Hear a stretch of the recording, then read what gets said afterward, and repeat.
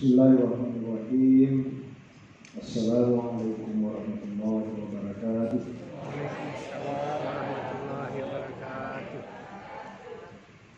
Alhamdulillahirabbil alamin wassalatu wassalamu ala asyrofil anbiya'i wal mursalin Muhammadin wa ala alihi washabbihi ajmain.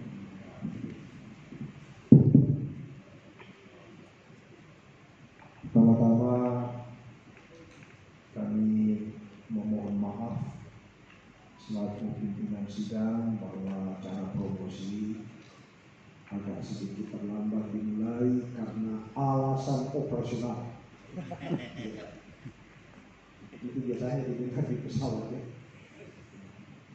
Saya sebenarnya meminta Pak Direktur untuk memulai saja, tapi ada tuntutan kalau biasanya diminta langsung untuk hadir sejak awal. Jadi itulah konsekuensinya. Sekali lagi mohon maaf.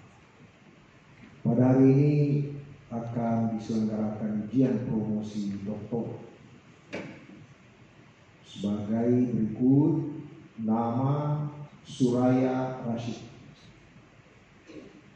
tempat lahirnya Lasusua, Kolaka Utara.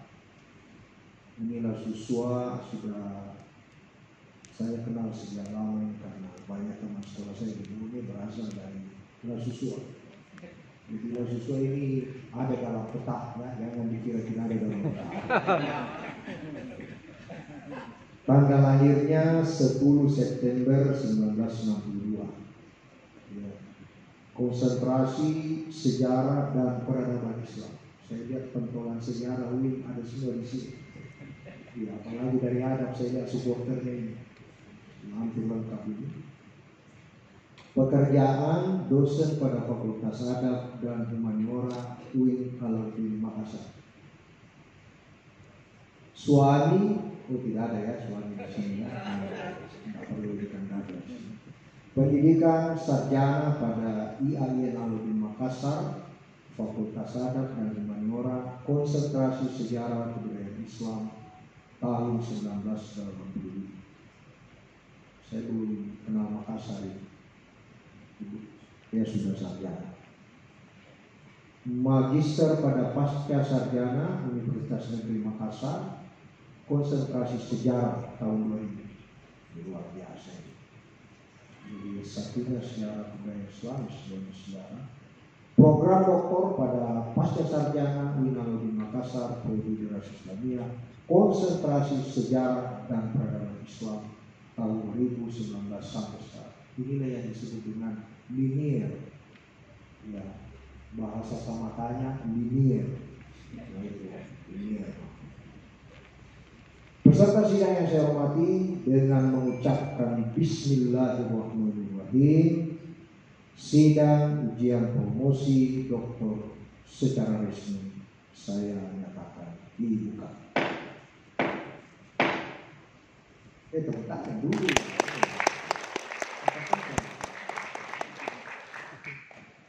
Promovendus akan mempertahankan disertasi dengan judul Migrasi Masyarakat Mandar Masa Pendudukan PII tahun 1950-1965. Banyak hal yang bisa ditelusuri dari judul disertasi topik disertasi.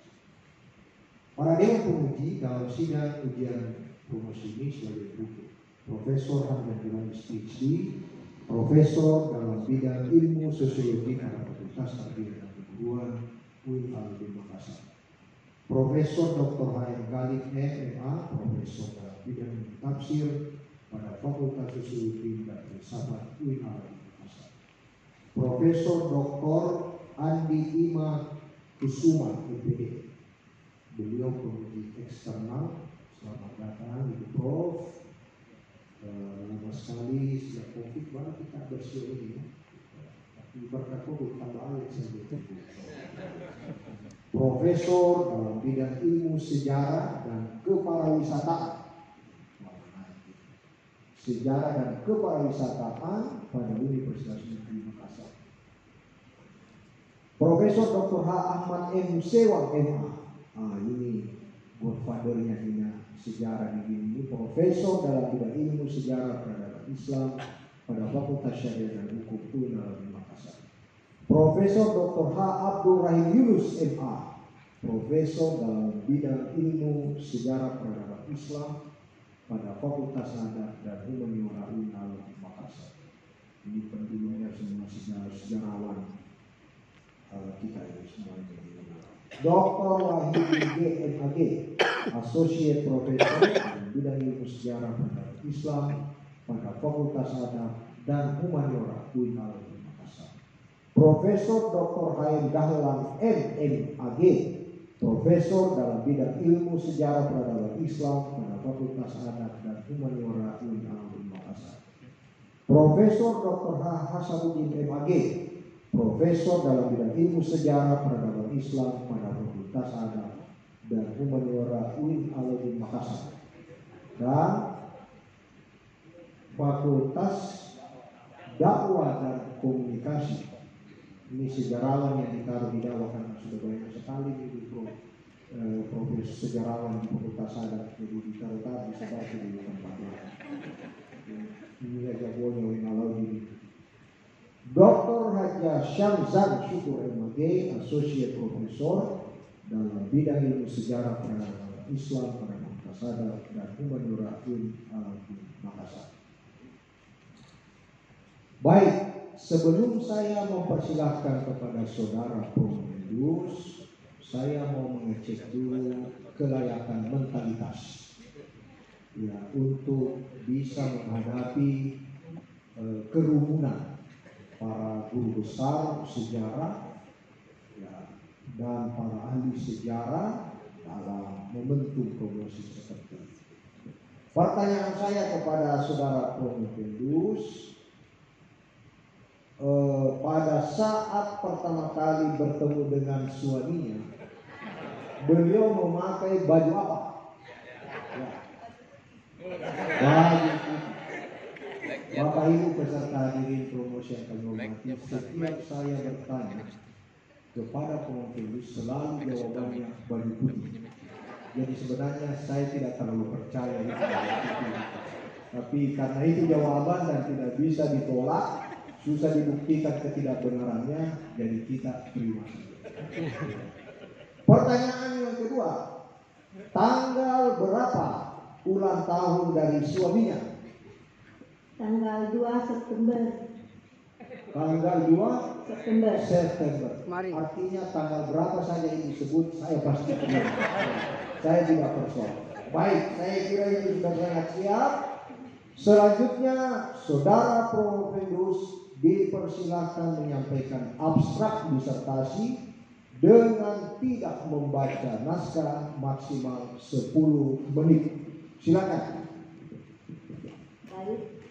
Assalamualaikum warahmatullahi wabarakatuh. Yang saya hormati Rektor Universitas Islam Negeri Al-Azhar Makassar, Mahaguru Profesor Haji Hamdan Yohanes MA PhD. Yang saya hormati Direktur Pasca Sarjana UIN Al-Azhar Makassar, Mahaguru Profesor Dr. H.M. Galib MA. Yang saya hormati penguji eksternal Mahaguru Profesor Dr. Haja Andi Imakesuma MPD. Yang saya hormati Dewan Promotor, dalam hal ini Mahaguru Profesor Dr. Haji Ahmad M. Sewang MA, Mahaguru Profesor Dr. H.A. Rahim Yunus MA, dan Maha Terpelajar Dr. Wahyudin G. MAG. Yang saya hormati Dewan Penguji, dalam hal ini Mahaguru Profesor Dr. H.M. Dahlan MAG, Mahaguru Profesor Dr. Haji Hasanuddin MAG, dan Maha Terpelajar Dr. Haja Syamzan Syukur MAG. Hadirin dan hadirat yang saya muliakan, terkhusus kepada keluarga yang hadir di tempat ini, terutama Ananda Baharudin di tengah kesibukannya sebagai Ketua DPRD Kolaka Utara, tapi masih sempat hadir di tempat ini. Terima kasih banyak. Alhamdulillah, puji syukur saya panjatkan kehadirat Allah Subhanahu wa Ta'ala karena masih memberi saya kesempatan untuk sampai pada momen ini. Akhirnya promosi juga. Mengawali uraian saya, terlebih dahulu saya ingin mengemukakan sebuah adagium yang mengatakan bahwa sejarah dan politik adalah dua hal yang tak dapat dipisahkan. Karena sejarah hari ini adalah politik dari hari kemarin dan politik hari ini adalah sejarah untuk hari esok. Dari adagium itu, saya terinspirasi untuk mengangkat sebuah peristiwa sejarah yang berjudul dan mengemasnya dalam bingkai sejarah, ya, sebuah peristiwa politik sebenarnya, lalu mengemasnya dalam bingkai sejarah dengan judul Migrasi Masyarakat Mandar Masa Pendudukan DITI 1950-1965. Migrasi adalah sebuah peristiwa sejarah tentang mobilitas manusia dari satu tempat ke tempat yang lain untuk mendapatkan kehidupan yang lebih layak dan keamanan yang lebih kondusif. Dan sebenarnya bila kita tertelusuri lebih jauh, migrasi itu telah ada hampir bersamaan dengan hadirnya manusia di muka bumi ini. Adapun masalah pokok yang akan dielaborasi dalam penelitian saya ini yaitu bagaimana migrasi masyarakat Mandar masa pendudukan DITI.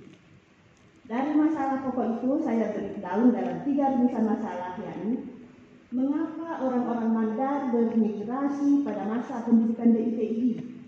Apakah terkait dengan masalah ekonomi atau politik? Kalau terkait dengan masalah ekonomi dan politik, maka bagaimana tipologi dari migrasi mereka?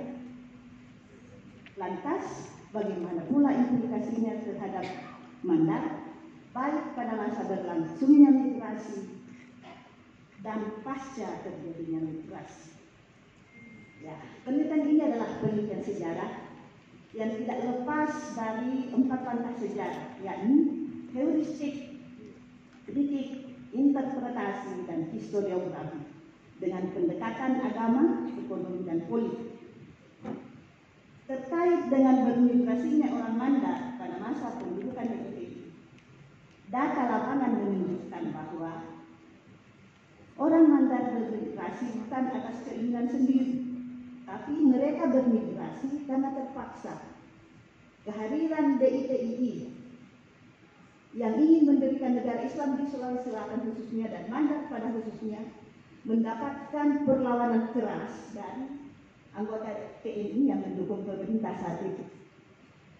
Berbagai tragedi terjadi karena adanya 2 kekuatan bersenjata yang saling berhadapan-hadapan dan menjadikan Mandar sebagai zona perang.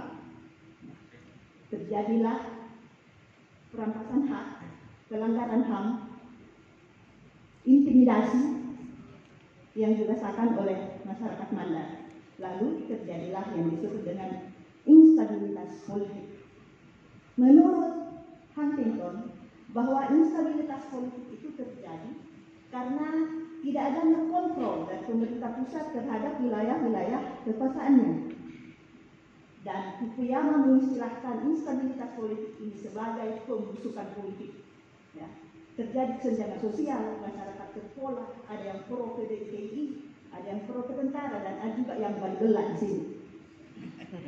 Dan ya, adapun tipologi dari migrasi orang Mandar di sini yaitu mereka bermigrasi secara berkelompok, ya, mencari daerah-daerah yang dianggap sesuai dengan habitasinya. Dan yang penting adalah bagaimana menyelamatkan dirinya dan keluarganya. Lalu mereka bermigrasi pada 2 tempat, yaitu internal dalam lingkup wilayah kekuasaan Sulawesi Selatan dan eksternal keluar dari wilayah Sulawesi Selatan, misalnya ke Bontang atau Kalimantan. Sementara yang eksternal yang internal, misalnya memiliki pangkat, lerok, dan yang paling dekat yaitu di Jalan Raja Wali di Kampung Lete, yang sampai sekarang ini masih ada bekasnya di sana, masih ada permukiman orang Mandar yang ada di sana. Lantas, bagaimana implikasinya terhadap Mandar? Ya, karena Mandar waktu itu setelah terjadinya pembumian hutan di Mandar menjadikan Mandar sebagai kota mati. Dan itu sampai saat ini masih diabadikan dalam sebuah lagu di Batu Talokena, masih populer di sana. Terjadinya migrasi dalam arsip nasional menurut data BPS dikatakan bahwa hanya dalam waktu berapa, pada tahun 1952 itu hanya dalam waktu berapa bulan saja ada 2000 migrasi secara internal yang terjadi di Mandar. Tingkat kemiskinan sangat dirasakan karena adanya perampasan hak, ya, disertai dengan intrik yang terjadi antara gerilyawan DITI dan pasukan TNI. Ada intrik terjadi di situ, misalnya saja hasil kopra ditukar dengan senjata oleh TNI. Jadi ada persekongkolan sebenarnya yang terjadi pada saat itu, yang dimana TNI waktu itu diwakili oleh BM 710 di bawah pimpinan Andi Sele. Mandar betul-betul kehilangan ini dan implikasinya masih terasa sampai sekarang, yakni Mandar adalah daerah yang terbelakang dibanding daerah-daerah yang lain yang ada di sekitarnya. Selanjutnya, penelitian ini sebenarnya juga ingin menjawab spekulasi yang berkembang di masyarakat bahwa sebenarnya DITI itu ingin memperluas wilayah kekuasaannya. Tapi data lapangan membuktikan bahwa tidak ada perluasan wilayah kekuasaan karena Mandar adalah bagian integral dari Sulawesi Selatan pada saat itu. Di sisi lain, saya ingin mengungkapkan pula bahwa ya, saya kira cukup sekian karena lampu sudah menyala. Terima kasih. Terima kasih saudara Robertus. Saya cukup terhipnotis ya dari pemaparan awal. Ini adalah tanda-tanda yang baik. Baik, kita langsung masuk ke babak pengajuan pertanyaan. Saya mempersilakan penguji pertama Dr. Haja Syamzan Syukur MAG. Saya persilakan, waktunya maksimal 7 menit.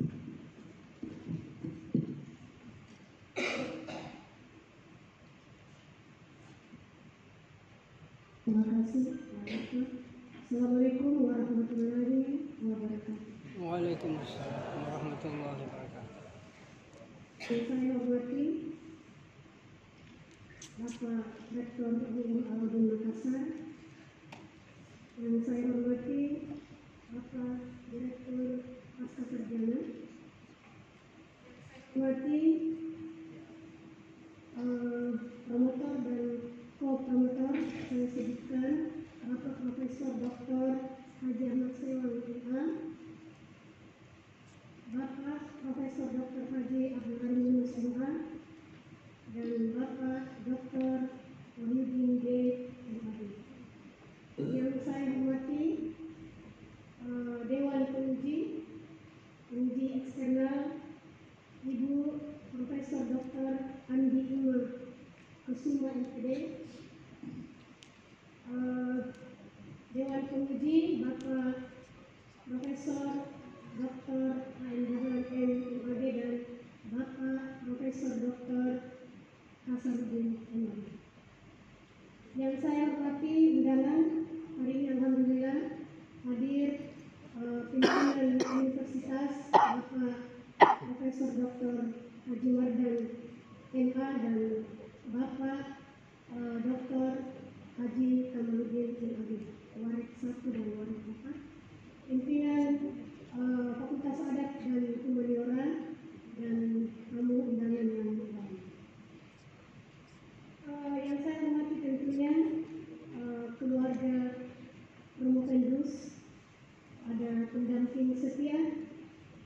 Bapak Profesor Dr. Usman Jafar MA. Baik, langsung saja pertanyaan. Dari ini migrasi masyarakat Manda pada masa DITI ini karena akibat instabilitas politik. Ya. Nah, mereka kan memilih di luar Sulawesi Selatan dan di dalam Sulawesi Selatan. Jadi keluar dan di dalam. Kalau di luar Kalimantan ya, di Kalimantan ya. Kalau di luar ada Kalimantan. Nah, pertanyaan saya, setelah mereka bermigrasi, bagaimana kondisi sosial politik mereka, sosial politik dan termasuk mungkin ekonominya setelah mereka berada di wilayah migrasi? Baik, terima kasih. Kalau melihat kondisi sosial politik mereka, khususnya yang ada di Kalimantan, mereka itu sudah kehidupannya jauh lebih baik sepanjang survei saya. Ya. Karena bahkan ada salah seorang migran di sana yang sudah menjadi bupati. Menurut informasi, karena saya juga ada keluarganya ini dokter Muhlis, ya itu juga yang memfasilitasi saya untuk ketemu dengan para migran yang ada di sana. Mereka sudah makan, apalagi mereka itu di Bontang tersedia sarana dan prasarana yang memungkinkan bagi mereka untuk lebih eksis di sana. Karena sebenarnya terjadinya migrasi menurut para ahli itu karena dua hal atau dua faktor, internal dan eksternal. Faktor internal terkait dengan kondisi alam, misalnya saya saja geografis yang tidak mendukung karena daerah itu tidak subur, tidak makmur, sehingga kehidupannya akan lebih suram. Mereka memilih bermigrasi. Yang kedua yaitu kondisi sosial politik yang tidak stabil. Orang Mandar ini memilih faktor yang kedua karena kondisi sosial politik. Sementara faktor eksternal yaitu faktor penarik. Nah, daya tarik yang ditawarkan oleh daerah yang mereka tuju itu jauh lebih baik ketimbang yang mereka huni selama ini, karena di sana telah terjadi instabilitas politik. Kalau instabilitas politik sudah terjadi, maka akan berdampak pada hampir semua lini kehidupan. Ekonomi tidak ada, apalagi di Mandar waktu itu semua hasil kopra dirampas oleh anggota DITI dan bahkan diselundupkan ke luar negeri, misalnya Malaysia, ya, itu ada datanya. Di Inggris juga ada bantuan yang hampir sama dengan Permesta. Itulah yang terjadi, sehingga mereka lebih memilih bermigrasi, meninggalkan kampung halamannya yang sebenarnya mereka tidak mau tinggal. Karena Mandar waktu itu adalah salah satu penghasil komoditas primadona waktu itu, kopra. Ya. Oke, cukup. Lanjut, pertanyaan lanjutan. Sebagian berhasil ya, sukses ya. Jadi saya kira ini memang berlaku teori tentang hijrah. Bahwa kalau hijrah pasti jauh lebih baik ketimbang tidak melakukan hijrah. Dan saya kira ini kan konsep dalam Islam juga. Tapi sesungguhnya masyarakat Sulawesi Selatan atau Bugis Makassar jauh sebelum perkenalan dengan Islam, kita sudah mengenal yang namanya hijrah ya. Dan itu rata-rata berhasil, sukses. Misalnya kita lihat yang ada di Kelantan ya, di Malaysia, itu ternyata dibuka oleh rantau dari Bugis. Tapi pertanyaan saya sudah habis waktunya. Oke, terima kasih, saya kembalikan ke pintu sidang. Terima kasih. Pada pengemudi pertama, tanpa mengurangi rasa hormat saya pada Dewan Pengemudi, mungkin langsung saya bertanya ya. Ada pun penghormatan, biar saya wakili nanti pada semua yang ada. Jadi langsung serbu saja penghormatan itu tidak apa-apa dalam ini. Baik, ini untuk mengefektifkan waktu ini supaya kita bisa mendapatkan banyak hal dalam waktu ini. Saya persilakan kepada pengemudi kedua, Bapak Profesor Dr. Hasaruddin. Waktunya sama 7 menit. Silakan. Ya. kasih pimpinan sidang, saudari Pemofendra. Menarik kajian yang diangkat pada pagi hari ini. Sebelum saya lanjut, tadi ada satu lagu yang dinyanyikan untuk mengenang masyarakat. Ibu bisa lanjutkan lagu ini? Tak bisa. Silakan, Bu. Tak bisa, Bu. Silakan, Bu. Masa Oh, Anda? bisa. Baik. Kurutori. Apa itu? Kampungku. Ya. Anda enggak tahu saya bahasa Mungkin. Maaf, mohon maaf. Baik. Saya lanjut saudari Pemofendra. Yang menarik, terjadi kerusuhan pada masyarakat Mandar sebelum dan setelah kedudukan DITI. Gitu ya, Pemofendra dalam disertasinya. Terjadi kerusuhan pada masyarakat Mandar, wilayah Mandar pada saat sebelum pendudukan dan pasca pendudukan DITI. Ya, setelah bisa diuraikan sedikit faktor kerusuhan yang terjadi pada masyarakat Mandar. Iya, tadi saya sudah katakan bahwa kehadiran DITI khususnya di Mandar untuk mendirikan negara Islam mendapat perlawanan keras dari TNI. Dua kekuatan bersenjata yang saling berhadapan-hadapan menjadikan zona Mandar sebagai wilayah perang waktu itu. Jadi terjadi perang antara DITI dan TNI. Ya, terjadilah kerusuhan antara ini dan banyak sekali sebenarnya pelanggaran-pelanggaran yang terjadi waktu itu. Saya katakan tadi pelanggaran HAM, ya, pelanggaran hak asasi, Ya. intimidasi. Sebentar. Apa yang dimaksud oleh saudari Pemofendra pelanggaran HAM? Ya, misalnya saja hasil dari pertanian mereka dirampas oleh DITI, ya, dan itu selanjutnya dibater dengan senjata karena DITI butuh senjata dan TNI punya senjata.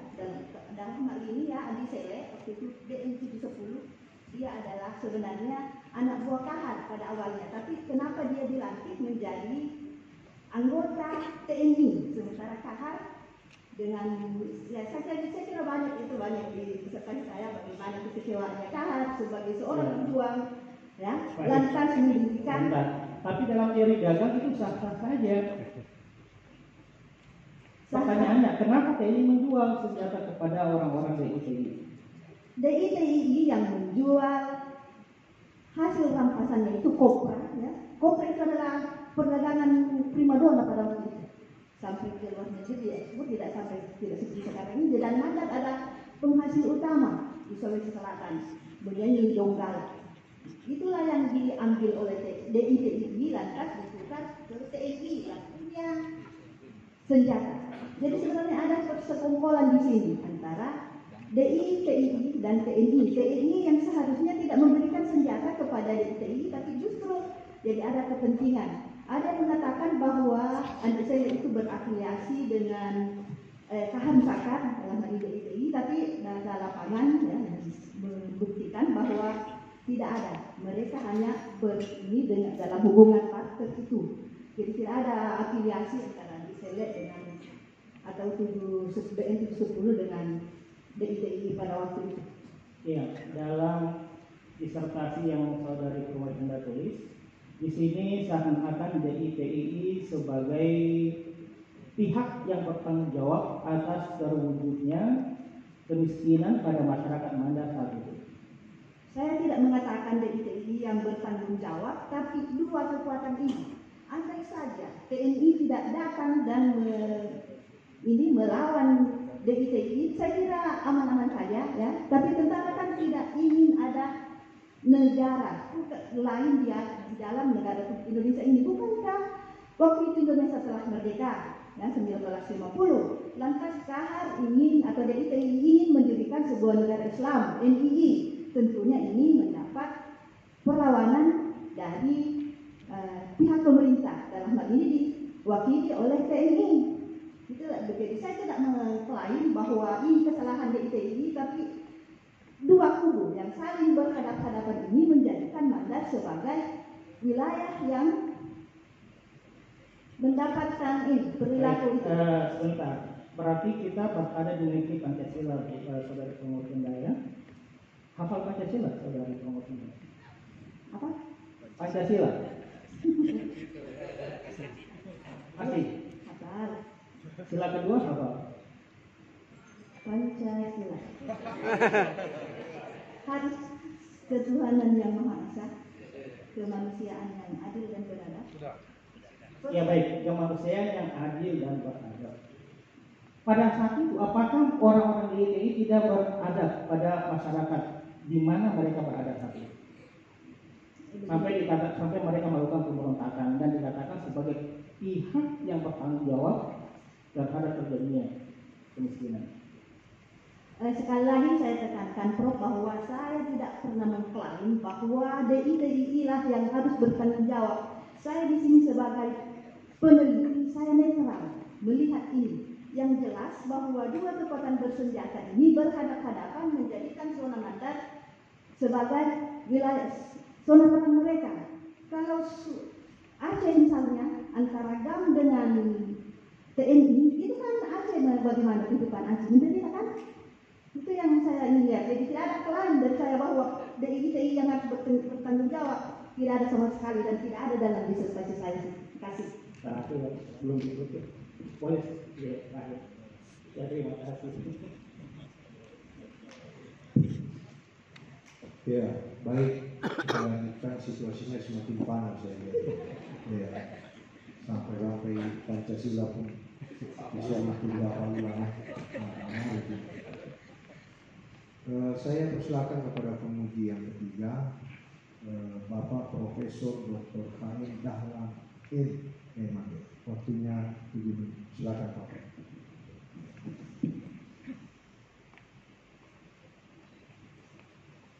Assalamualaikum warahmatullahi wabarakatuh. Tadi Pak Rektor mengatakan bahwa tidak ada penghormatan lagi, dan saya menghormati dulu silakan saya sebagai tamu yang datang kepada Pak Rektor. Saya muliakan dan saya hormati Ibu Profesor Dr. Anima Kesul PD sebagai peneliti eksternal. Kemudian pertanyaan kepada Promo Penda. Ini kita tahu bahwa Purwopenda adalah orang Luwu, namun berdiaspora ke La Susua atau bermigrasi, betul kan? Ya.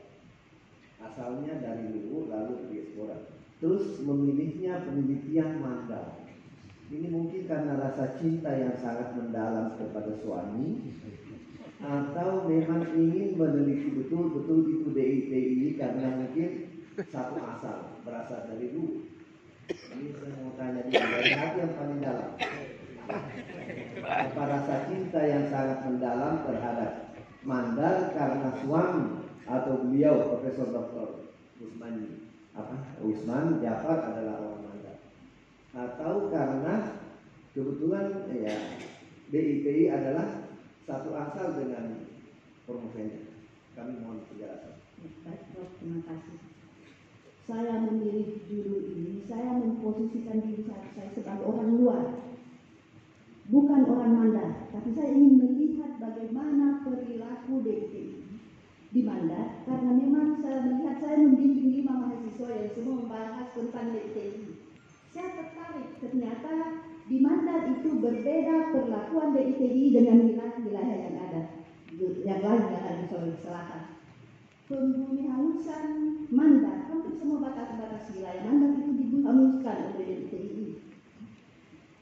Dan tidak ada konflik bersenjata yang begitu tragis yang terjadi di Mandar.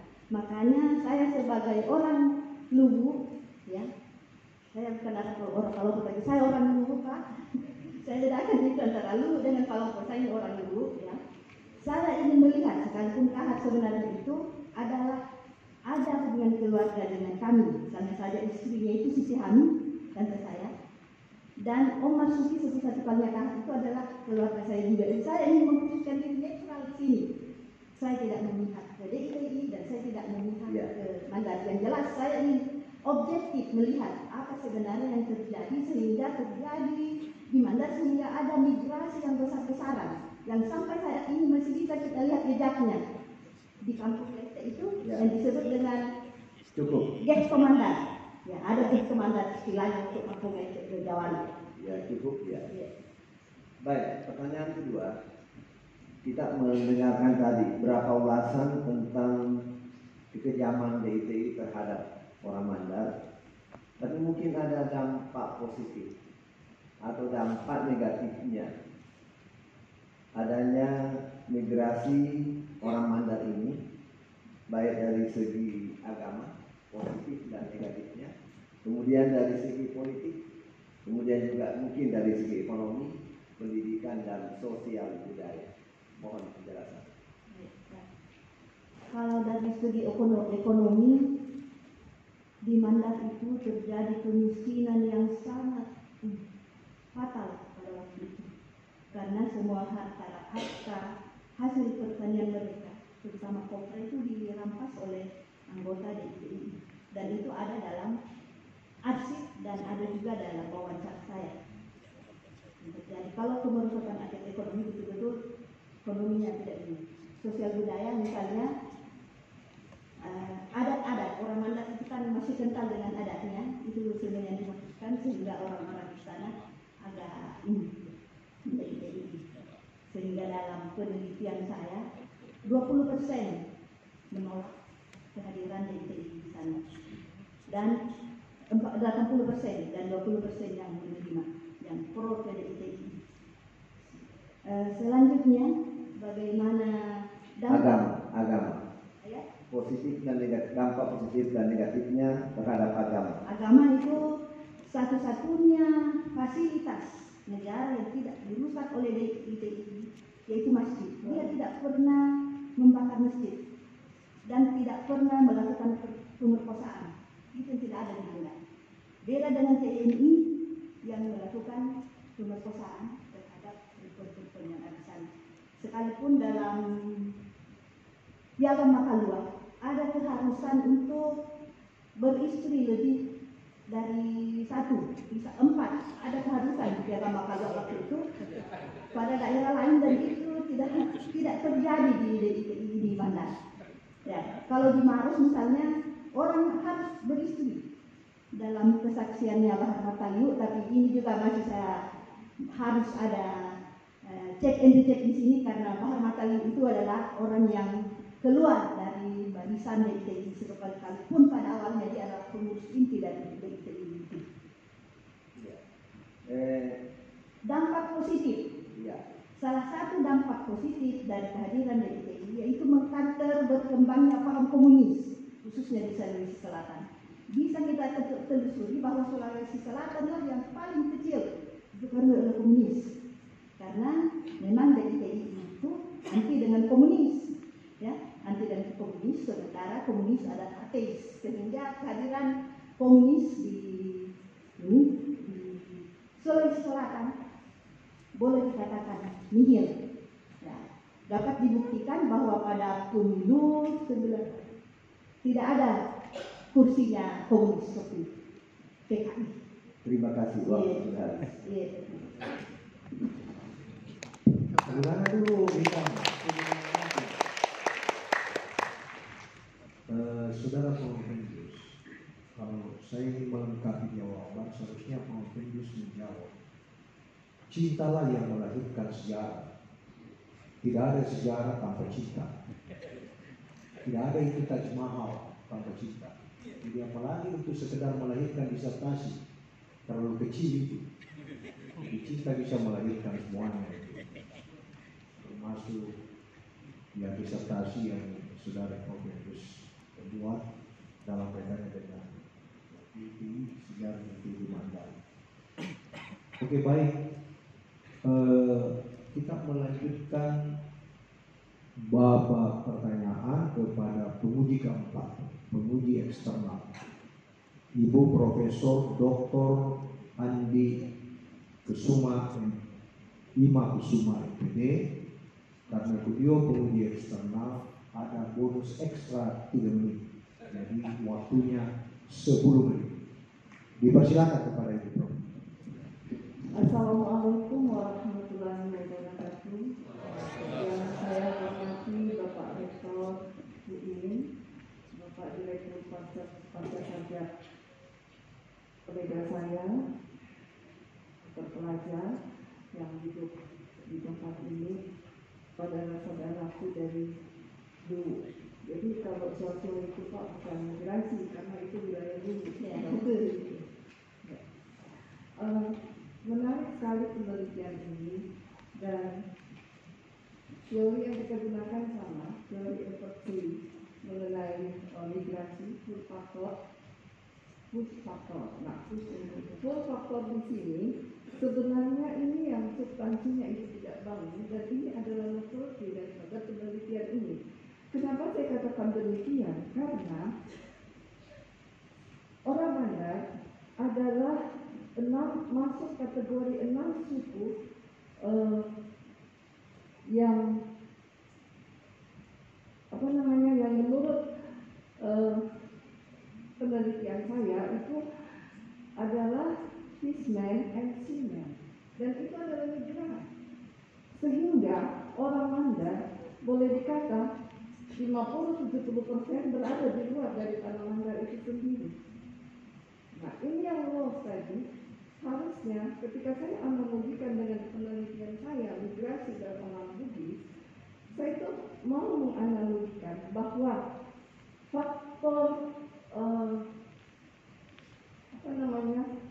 migrasi itu adalah bukan karena faktor ekonomi, karena kita tahu Sulawesi Barat dalam hal ini mana sangat subur, juga bukan karena faktor DITI. Kenapa? Karena di dalam sejarah penguasaan Selat Makassar, orang Mandar yang berkuasa di sana. Hampir semua pulau-pulau di Selat Makassar, termasuk satu pulau yang menjadi pusat pesantren madrasah yang tertua di Indonesia, itu ada di Pulau di Pangkep, ada Salemo, itu dimotori oleh orang-orang Mandar dan orang Wajo. Jadi tidak ada masalah. Yang sekarang Ibu harus masukkan di sini adalah lokok. Nanti Prof Sewa bisa lebih dalam lagi. Bagi orang Mandar, kenapa? Karena bukan faktor persoalan Islam di situ, tetapi adalah perampasan hak terhadap perdagangan kotoran. Itulah sehingga dia merasa melokok harga dirinya sebagai orang Mandar. Itu saya pikir novelty daripada penelitian ini. Kemudian lokal jenis Ibu belum temukan, dan indigenous lokalnya Ibu belum temukan. Coba analogikan dengan penelitian saya. Kalau orang Bugis yang didominasi oleh orang Wajo tidak punya laut. Tetapi saya mau analogikan karena dia memiliki sungai yang besar, sungai Olanae.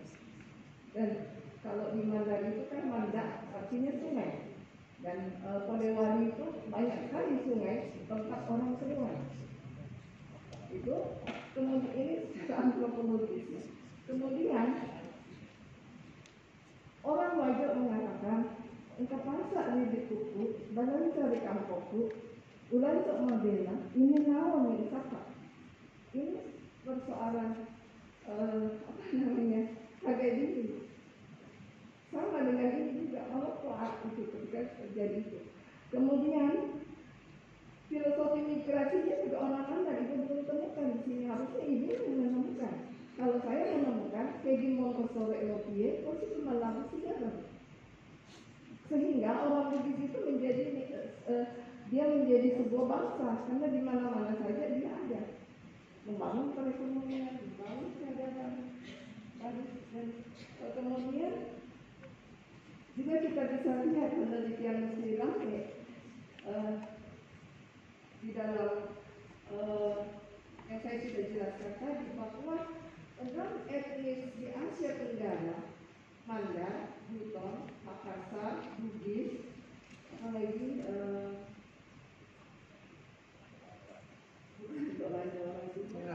kemudian orang Bajau,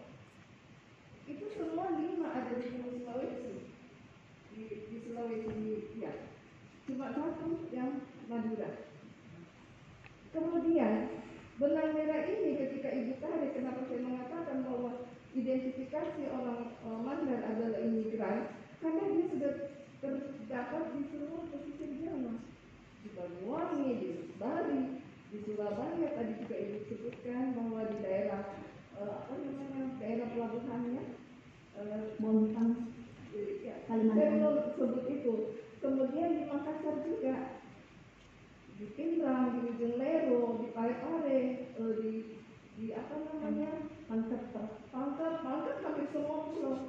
Malahan saya itu nenek saya mendapat hadiah sebuah pulau ketika perkawinan antara Wicoto Dilaling dengan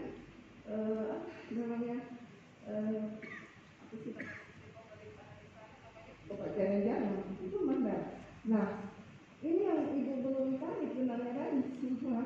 Ibu terlalu asik dengan DITI-nya dan itu tadi. Jadi kuncinya di sini bagi orang mandar itu adalah Maloko. Mungkin bapak lebih tahu itu. Dan ini juga pesan saya Prof. Darmawan Masud bahwa kamu harus menulis ini Maloko. Dan Maloko itu lebih tinggi daripada Sirin atau C. Nah, ini mudah-mudahan ibu bisa dapat. Nah, itu sudah terjadi sejak abad ke-17, 18, 19. Orang Mandar sudah berada di seluruh Asia Tenggara. Tidak saja di Kalimantan, di Selat Malaka juga ada, di Kelantan, di Johor. Waktu saya meneliti, saya sudah menemukan orang-orang Mandar. Cuma mereka terbungkus dengan karena perjanjian Bongaya pasal 9 itu tidak boleh ada orang Goa, orang Makassar, dan orang Makassar adalah sekutu Mandar untuk melakukan pelayanan keluar. Maka dia membungkus dirinya dengan orang Bugis, karena orang Bugis hanya dibilang mau melakukan perdagangan. Nah,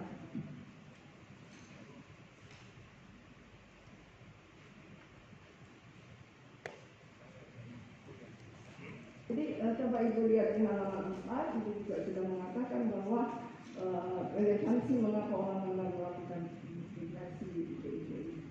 Silakan dijawab. Bawa teks Prof, mohon maaf tidak ada teks di halaman 4 ada saya ambil.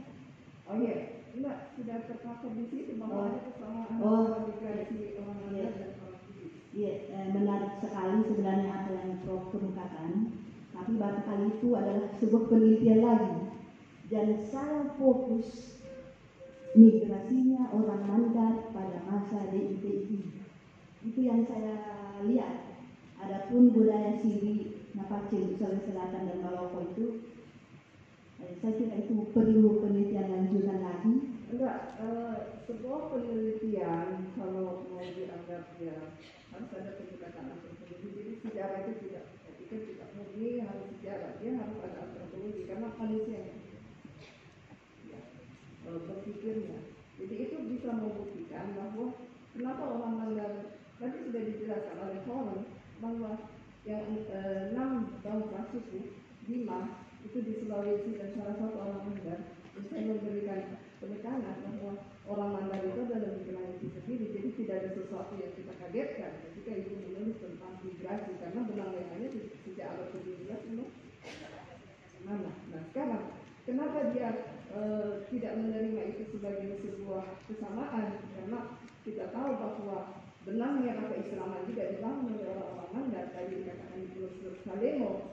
Kenapa dia meninggalkan itu terhadap DITI? Karena ada itu Maloko-lokoknya. Itu harus temukan dulu.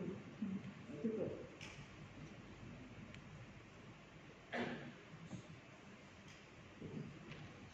Terima kasih Ibu Prof.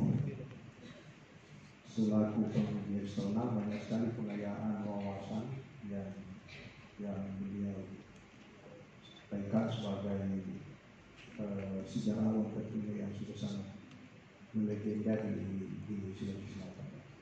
Kalau saudara penguji dicatat baik-baik tadi itu poin-poin yang beliau sampaikan, terutama pada aspek sejarah sebagai sebuah disiplin yang tidak monodisiplin, melibatkan aspek disiplin yang sering disebut sebagai interdisipliner interdisipliner, multi bahkan bisa menjadi transdisipliner. Tapi tidak sejarah itu ya sudah terkait seperti yang beliau sampaikan, aspek sosiologinya dan antropologis, sosiologis dan antropologis. Oke, baik. Kita lanjut kepada penguji yang kelima.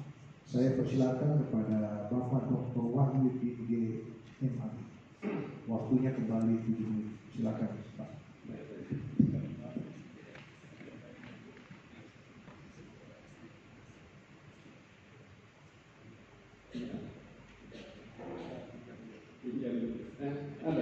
sudah. Ya, baik. Assalamualaikum warahmatullahi wabarakatuh. Waalaikumsalam. Alhamdulillah. Langsung ya, seperti yang diharapkan.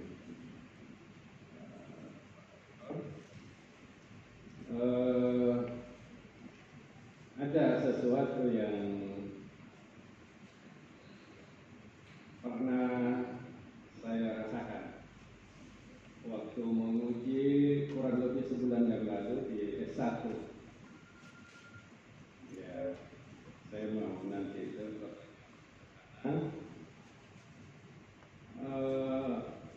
sebelum mengajukan pertanyaan kepada yang kami uji, saya meminta dulu kepada yang bersangkutan untuk menyampaikan atau membacakan doa iftitah. Jadi saya suruh coba baca sebelum kita lanjut. Saya kaget karena mahasiswa itu menjawab doa iftitah Muhammadiyah atau doa iftitah NU.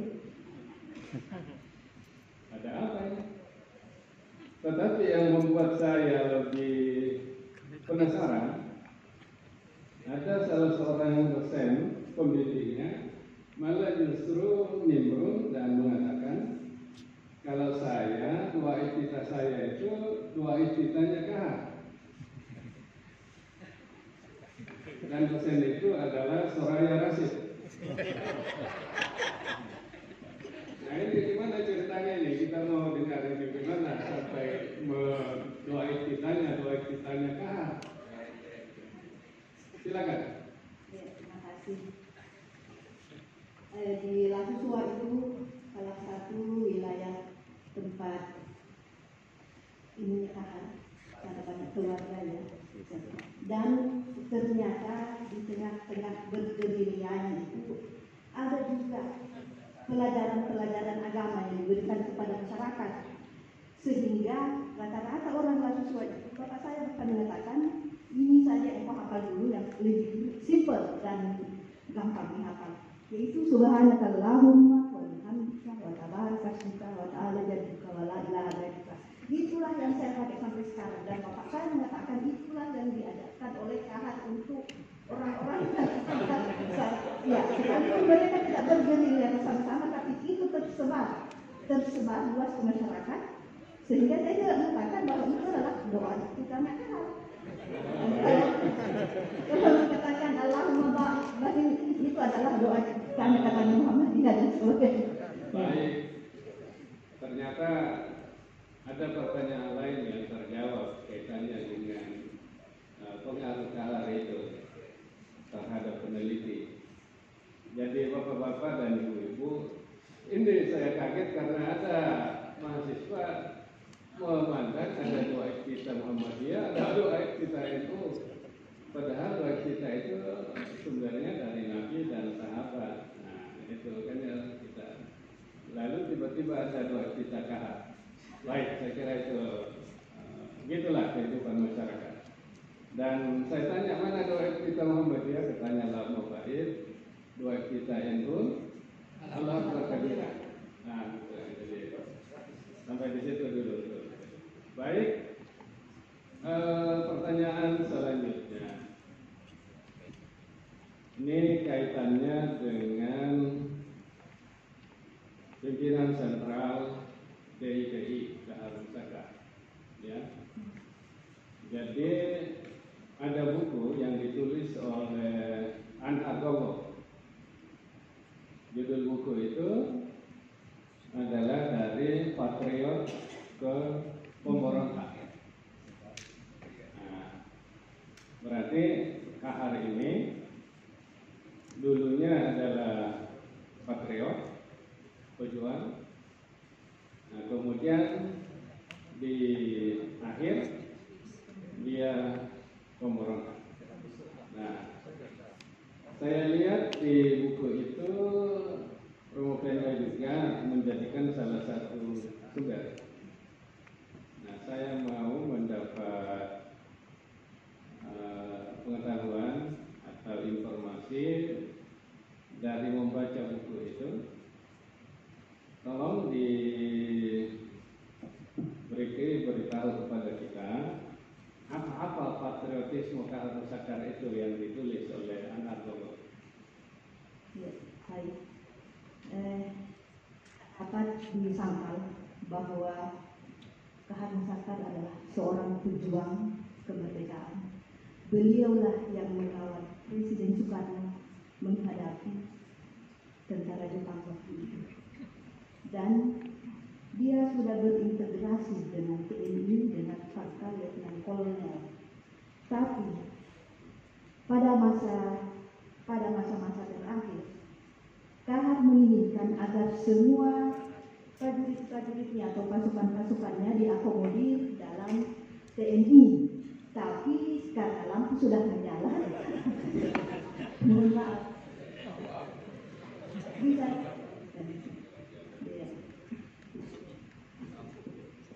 Terima kasih Pak Wahyudi, Pak Dr. Wahyudi. Dua ditanya tolong dicatatkan saya. Ya. Siapa tahu kita bisa menghafalnya dan ada variasi kita baru lagi. Menarik juga ini. Ini sebuah kajian baru ini. Ahli tafsir ada di bawah ini ya. Yang siap mengolah dan menguji ceritanya. Selanjutnya saya persilakan kepada penguji ke-6 Bapak Profesor Dr. H. Abdul Rahim Yunus MA yang waktunya 7 menit. Silakan Pak. Terima kasih. Bismillahirrahmanirrahim. Langsung saja ya. Tentang DITI, kami yang usia mendekati 30 ya. Masih membuat sewa dalam kalau berada di kampung mengalami penderitaan atau kasus saya atau kecil masih ingat. Sampai saya ini termasuk dalam sejarah yang diceritakan, termasuk korban DITI di kampung saya. Kenapa? Karena sama orang Mandar. Ibu saya mengungsi ketika saya di kampung. Sampai saya lahir bukan di kampung saya. Nah, gimana tidak tahu ya.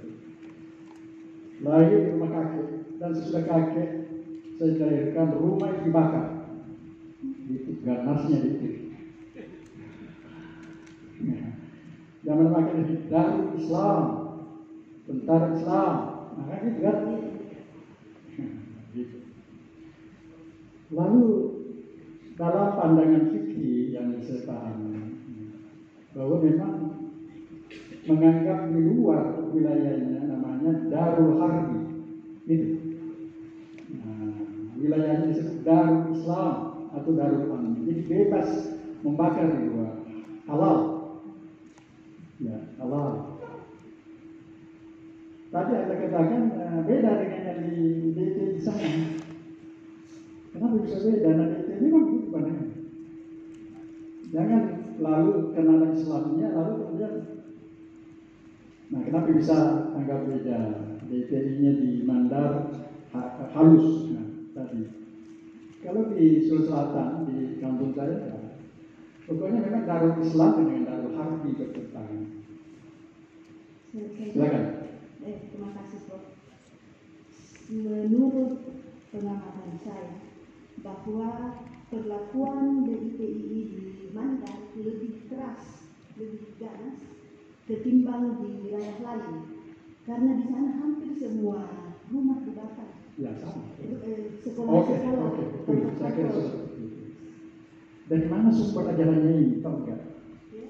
Itu ada pandangan Darul Islam. Ya, kalau di luar daripada daerahnya harus dibakar, boleh dibakar, halal. Dari mana sumber pandangannya ini? Saya jawab, Prof. Ya. Ada alasan dari DITI karena katanya mereka dalam suasana perang. Jadi itu sesuatu yang bisa saja dan memang begitulah yang terjadi kalau kita ada dalil di dalam Quran atau hadis. Ada di Piagam Makalua alasannya itu bahwa kita ini dalam suasana perang, sekalipun misalnya saudara kita ada di kota dia, itu bukan saudara kamu, dan itu halal untuk itulah pegangan dari Kartosuwiryo di Jawa dulu memberontak terhadap negara. Lalu kemudian itu pandangan diambil dari Syekh Ahmad Syahid India, membagi dua wilayah dari Islam dan Harbi yang masuk di Indonesia dipakai oleh Kartosuwiryo masuk di Sulawesi Selatan. Itu yang pertama, itu supaya nanti tadi dikatakan ya, meskipun tidak lagi diungkap di ungkapan tadi bahwa bisa kemana sofistik, itu ada di sementara di formalistik. Itu berarti pandangan religius agama yang formalistik tidak cocok dengan sofistik sampai orang harmonis. Nah, ini kasusnya kan sama ketika Wahabi berkuasa. Itu formalistik. Semua buku-buku tarekat dibakar. Ada? Nah, karena tidak cocok Wahabi dengan sofistik. Itu. Lalu banyak ulama-ulama dari sana mengungsi ke Sulawesi, ke Indonesia. Apakah memang kenapa bisa sofistik itu tidak bisa cocok dengan formalistik? Jaga. Saya tidak mengatakan bahwa sofistik tidak cocok dengan formalistis. Yang jelas bahwa DITI dalam HYKH menganggap dirinya sebagai pembaharu, sehingga ajaran-ajaran sofistik itu diberantas sebisa mungkin dihilangkan. Sementara di sisi lain mandat dikelah dengan tarekat-tarekatnya. Ya. Kenapa bisa mandat itu tarekat berkembang di sana? Karena tokoh-tokoh tarekat yang ada di sana sampai saat ini masih banyak. Misalnya dari Ilham Saleh, dia itu pelanjut dari tarekat Naksabandia. Imam Lapeo, salah satunya juga ini bapaknya adalah guru dari Imam Lapeo, tarekat juga. Tapi Kahar dalam hal ini DITI tidak menginginkan hal yang seperti itu. Dia menganggap bahwa itu adalah salah satu tidak dengan Islam, dan itu tertuang dalam Piagam Makalua. Ya, jadi sebagai Anda sebagai intelektual, tugasnya gimana mengkombinasikan itu antara sofistik dengan formalistik. Ya, supaya tidak ada yang saling berseberangan, bermusuhan seperti yang kita masa lalu ya. Yang terakhir, ya di disertasinya DITI itu kok orang yang tidak sholat dibunuh, ya kan? Apa itu alasan mereka membunuh orang yang tidak sholat? Nah, tidak ada sumbernya. Orang yang beribadah harus dipaksa. Ya, ibadah itu tidak sah kalau tidak ikhlas. Nah, gimana kira-kira itu pandangannya? DITI orang sholat itu tidak sholat dibunuh. Ya, dalam